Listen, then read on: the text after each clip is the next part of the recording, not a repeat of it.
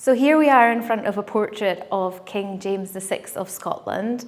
This is painted by a Netherlandish artist called Adrian Vanson, and it's quite an interesting picture because when you first look at it, he seems to be at quite a jaunty angle. Yeah, he's very off-centre. Off-centre, Yeah. but when we've done some technical analysis, we found out that the left-hand side is actually being cut down. So it may have been that it was damaged or perhaps in a fire. So it's potentially a much larger portrait. It could have even been a 3/4 length portrait.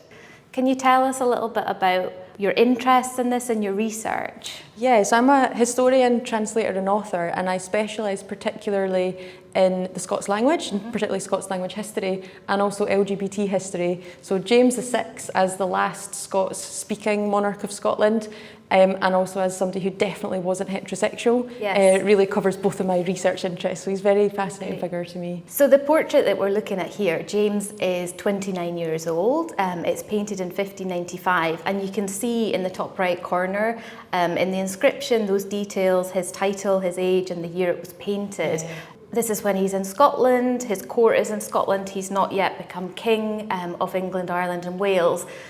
Can you give us some insight into the type of languages that he would have been brought up with and that he spoke and wrote, and also the languages that would have been spoken at his court? So James obviously had a very troubled childhood. His mother was Mary Queen of Scots. There's not to go into Mary Queen of Scots, that would be a completely different discussion. But James was famously brought up, or at least educated, by a very, very stern Protestant tutor, George Buchanan. And James is quite well known for having said about Buchanan that he made him speak Latin before he could speak Scots. Gosh, right. So yeah, the original quote from James himself is, "He gar me speak Latin ere I spak Scottis." Right. So there's two really interesting things about that though. One is reflective of the quite harsh scholarly upbringing he had, but then James was also very intelligent, as you know, very scholarly, very well educated king. He's kind of a self-styled philosopher king. I think he's the most published monarch. He wrote the most books. That's right. Yeah. But what's also interesting is that in his own words, he referred to speaking Scottis, so not English. So this is very much a time where Scots language is still the language of the Scottish court, parliament, of kings and queens, as well as the everyday spoken language. Scots was very much the prestige language of Scotland. At this time. As you said, this is 1595, so it's still nearly a decade away before James is also become King of England. And there's no inevitability about, now we know him as James VI and first, and we know he's going to become King of England, and we know that the Scots language is going to gradually be displaced by English as a prestige language. But at this point, none of that is happening. So we know at this point that James wants to be named as Elizabeth I's successor. Like, he's campaigning for that, isn't he? And at this point, he's married to Anna of Denmark. What other languages, apart from Scots, would have been spoken by James and Anna and court? Would Anna have tried to speak Scots, do you think? What do we know about that? Yeah, definitely. So it's a very multilingual court. So yeah, as a boy, we touched on James. He definitely could speak Latin. That was his native tongue. We might almost say Latin, Scots. He also spoke French very well, also Italian and Spanish and Greek as part of his education. So he's a very, very well-educated, multilingual king. Now, when Anna first came to Scotland, her and James spoke French together while she learned Scots. To give a rough example of how similar Scots and Danish are, if James had said, "I know that child," but in Scots he might have said, "I ken that bairn," and in Danish it'd be something like, "Ja kenna dit barn." Right. So Anna would have recognised some of those Scots words? She certainly would have recognised some of the words, and the sounds. If James hadn't acceded to the English zone in 1603 and then English had become the prevalent language, do you think we'd still be speaking Scots today? I absolutely think we would, because James going to London in 1603 is really the beginning of the end for Scots as a prestige language. The whole court and the monarchy moves to England, moves to London, where English is the prestige language. So Scots is immediately no longer the language of the court. Nobody at any point went, right, okay, we're not going to speak Scots as an official language in Scotland anymore.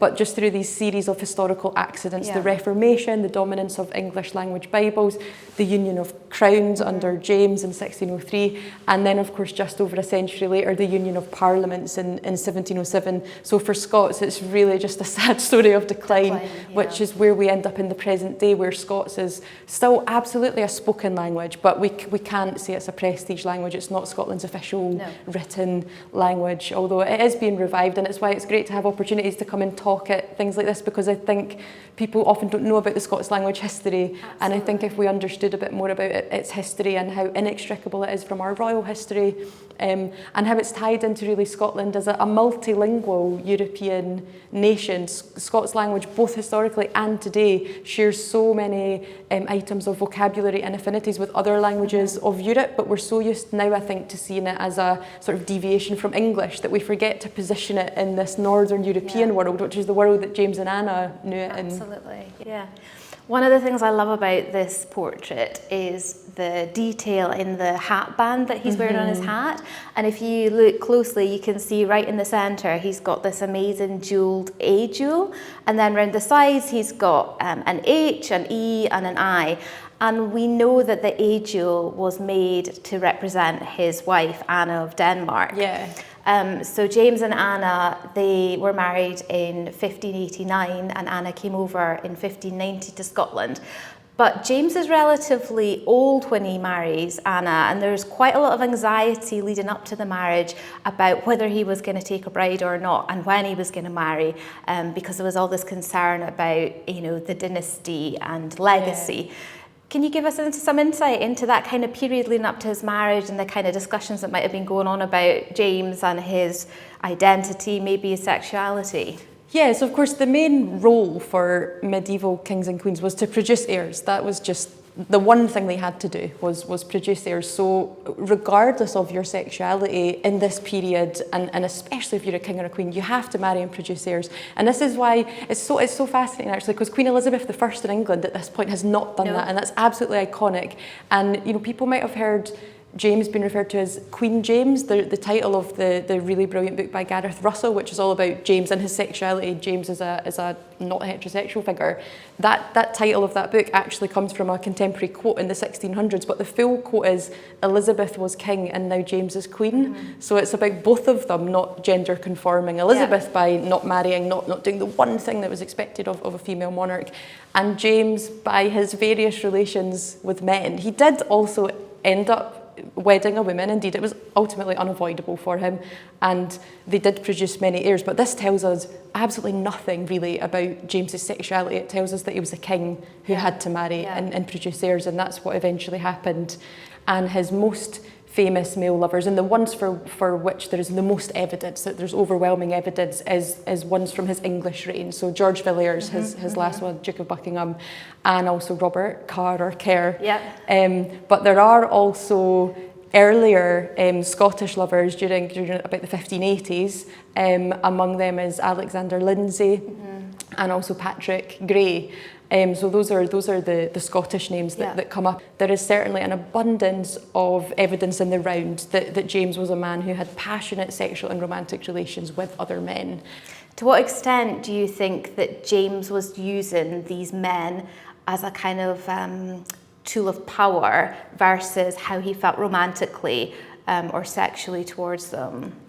I think what comes across when you read the evidence relating particularly to the later favourites, Carr and especially Villiers, is that James comes across really as a giddy, infatuated teenager. He's madly in love with these men. You know, he's handing out lands and titles and properties, and he's actually upsetting other people by doing that. So it's not really helping him. It calls into question his authority as a monarch. So I think the way he acts can only be explained by he had genuine romantic and sexual interest for these people, because as we know, when we're in love, it makes us behave in all sorts of ridiculous ways, and that is what James is doing. One point I'm always at pains to make as a historian of LGBT history is I'm not viewing the past through a queer lens. I'm not coming along with some rainbow magnifying glass and reading modern queerness in where it doesn't exist. What has been happening in the past is that people have been reading it with a homophobic bias or an anti-gay bias, and what's actually happening now is we're just reading the evidence for what it was. It's really important to say that gay people, people who love those of the same gender, have always existed at every time and in every place, and that applies as much to 16th century Scotland as anywhere else. There's a remarkable woman called Marie Maitland, and so she lived at the same time as King James VI, and she was the sister of James's very famous Chancellor Maitland. We've actually got Chancellor Maitland elsewhere in this gallery, which is exciting. We know that Marie was a woman who loved other women because of the reams of evidence that she left behind in her own hand, including poetry that she wrote to the women she loved, in which she literally says that she wishes she could marry her. It's also a very erotic poem. So there is no way to read that poem in a way that isn't queer history. You know, to read that as anything other than queer history is to bias in the other direction. But historians in the past, in different ages, have read that poem and said, oh, it's just a poem of friendship. Or even better, yes, it seems to be a woman writing a love poem to another woman, but because it's anonymous in the manuscript, they've said, but it could be a man pretending to be a lesbian and doing a poetic experimentation, and all that is extreme mental academic gymnastics to find an explanation for this poem that isn't just, well, what if it was just a woman who loved another woman? And that's where we are now.